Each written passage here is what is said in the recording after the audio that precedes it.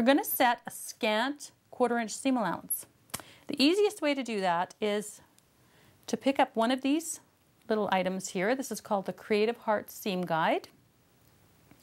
And it's set up with different stitch widths there, but gauge 2 is a scant 1/4 inch seam allowance. You're going to hear a lot about seam allowances when you begin quilt making, especially the 1/4 and a scant 1/4.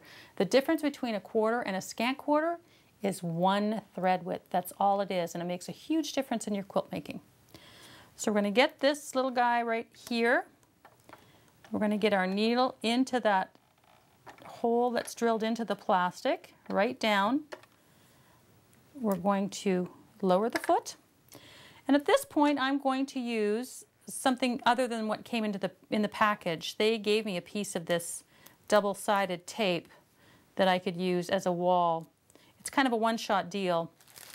So this is Dr. Scholl's foam padding, and you can see how thick it is. It's about an 3/16 of an inch thick. This will provide a nice surface to rest our piecing against. If you can't find that, we have another option. You could use quilter's 1/4 inch tape, or you could use filament tape. The filament tape is the stuff that has the nylon threads running through it. It's very, very, very, very sturdy. When you use these tapes, you're going to cut into them using a craft knife. So you're just going to slice into those like that so that you can peel out a chunk of that to use as a wall. Great little wall to bring to class.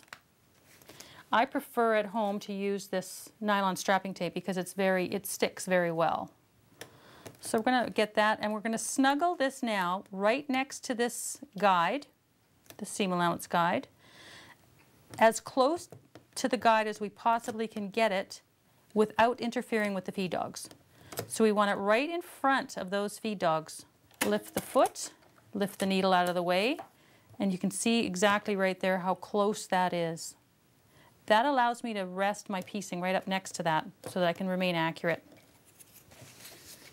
If you can't find the Creative Heart Seam Guide, your other option is a recipe card, plain old recipe card.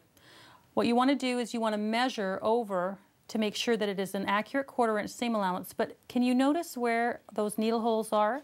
They're not right on the line, they're just to the right of that line. That gives me that scant seam allowance that we were talking about. If I would put the needle hole right there, it would give me a 1/4 inch.